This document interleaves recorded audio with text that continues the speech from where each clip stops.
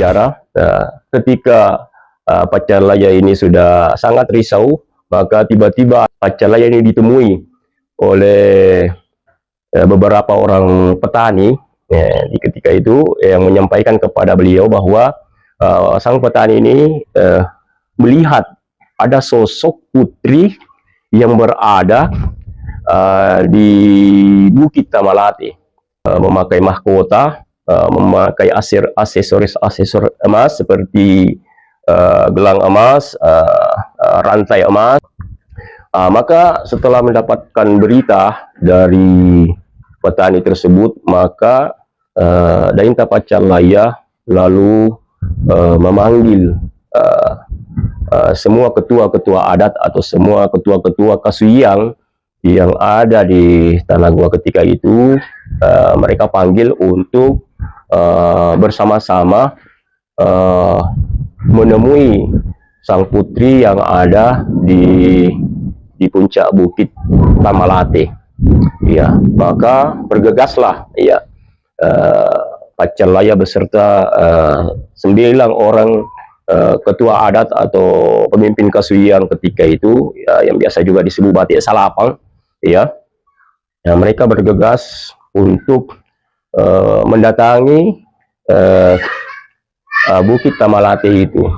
Dan setelah sampai di sana, maka takjublah sang Pacalaya tadi beserta dengan 9 pemimpin Kasuyang tadi, ya, Batik Salapang tadi itu, karena di depan matanya dia sudah melihat satu sosok wanita bangsawan yang memakai pakaian kebesaran kerajaan. Di kepalanya ia terpasang sebuah mahkota yang bertahtakan permata berlian dan terbuat dari emas, ya, kemudian memakai aksesoris seperti gelang emas dan juga rantai emas. Maka timbullah ya jawaban dari hati sang Pacalaya tadi bahwa inilah ya kemungkinan jawaban dari doanya, mengharapkan sang Dewata Agung ini mengirimkan sosok pemimpin untuk memimpin di Tanah Gua ini. Maka mereka, ya, Pacalaya tadi dan 9 Kasuyang ini, Batik Salapang tadi ini, ya, mereka menghampiri sang putri tersebut, kemudian mengatakan kepadanya sombangku. Ya, sombangku ini adalah bahasa Makassar, artinya kalau diartikan secara harfiah, sombangku artinya sesembahanku atau tuanku, ya.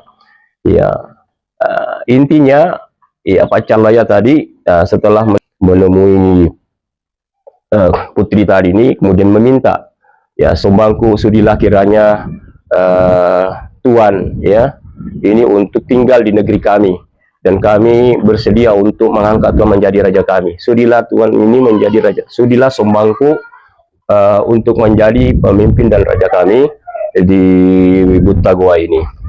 Maka ketika itu sang putri menjawab dan bersedia untuk menerima tawaran permintaan daripada Pacalaya dan 9 Kasuyang tadi untuk mengangkat beliau menjadi raja di Buta Gua ini.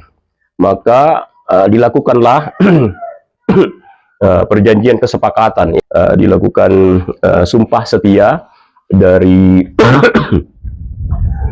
dari warga masyarakat Tanah Gua yang diwakili oleh Kasuyang Salapang atau Batik Salapang ini tadi, memberikan sumpah setia untuk setia dan taat di bawah pemerintahan daripada sang putri tadi sebagai rajanya. Dan sang putri juga kemudian menyampaikan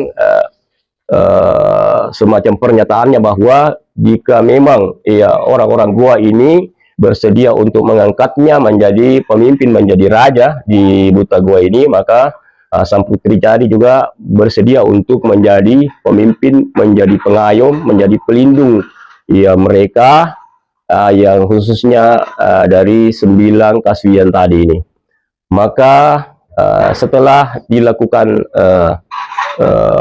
sumpah setia, perjanjian, ya, uh, di atas batu, bongkahan batu itu yang disebut Takabasia.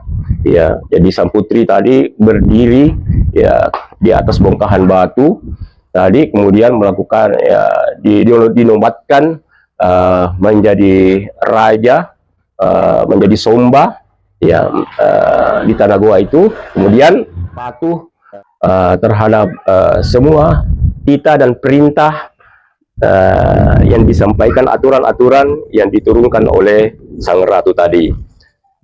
Maka setelah itu maka dibuatkanlah sebuah istana kecil ya di Bukit Tamalate itu, yaitu ya warga bergotong royong untuk membuatkan sebuah bangunan sederhana yang terbuat dari bambu ya, dan disitulah sang putri tadi menempati tempat tinggal itu dan menempati apa namanya istana bambu yang sederhana tadi yang dibuat secara gotong royong oleh orang warga Tanah Goa tadi ini. Dan dimulailah masa pemerintahan Tumanurung tadi.